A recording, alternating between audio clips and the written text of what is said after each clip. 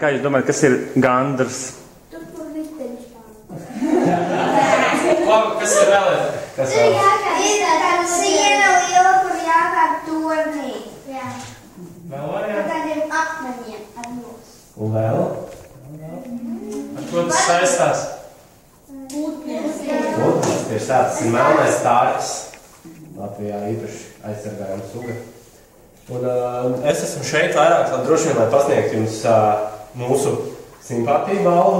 Mums ļoti, ļoti patika. Jūsu ideja mums patika vislabāk no visām idejām rīcības dienā.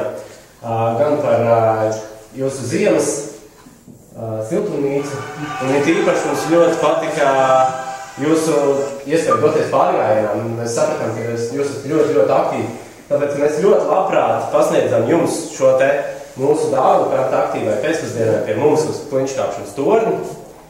Kopā visiem mākām pakāpt, uzvārīt uz ūdens par zupu. Vienkārši lieliski pavadīt laiku.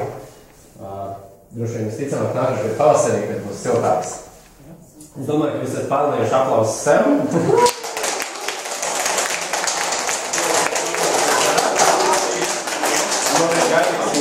Jūs pie mums ciemos.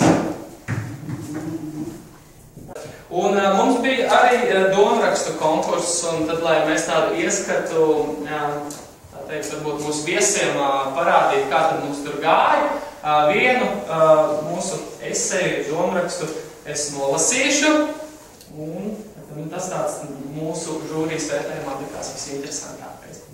Un šo eseju es rakstīju Klaudiju. Klaudija, ir Klaudija? Bija labi. Tātad Klaudija rakstās. Mēs aizgājām uz mežu, tur bija ļoti skaistas priedes, gadījās arī satikt bērzu.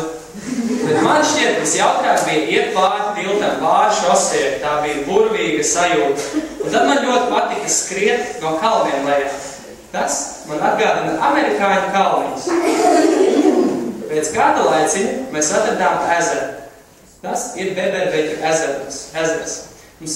Mums iedeva mūsu dienas ņēmums.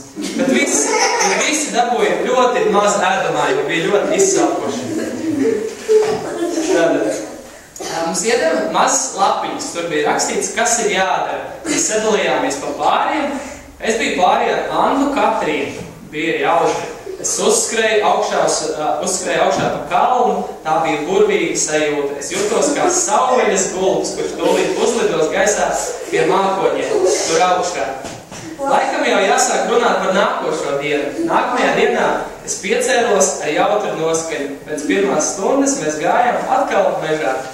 Tur mēs satikām mežsargu, lai kļūtu par mežsargu ir vajadzīga augstākā izglītība. To mēs noskaidrojam. Viņa mīļākais koks ir egle. Bet bija ļoti interesanti. Īpaši interesanti bija, kad viņš stāstīja par zagļiem, kuri zog kokus un medī aizsargājumos dzīvniekus. Bet Latvijas valsts mežos var nocirst 2 metrus augstu eglīti uz Ziemassvētkiem. No novērošanas torņa var saskatīt ļoti labi dūmus no attāluma ugunsgrēka gadījumā. Tāpēc, lai mežam būtu labāk. Bet viss kopumā man ļoti patika. Tas bija ļoti jautri. Man patīk pastaigāt.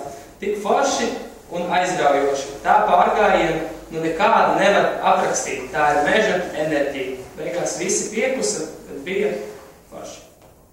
Tas ir forši.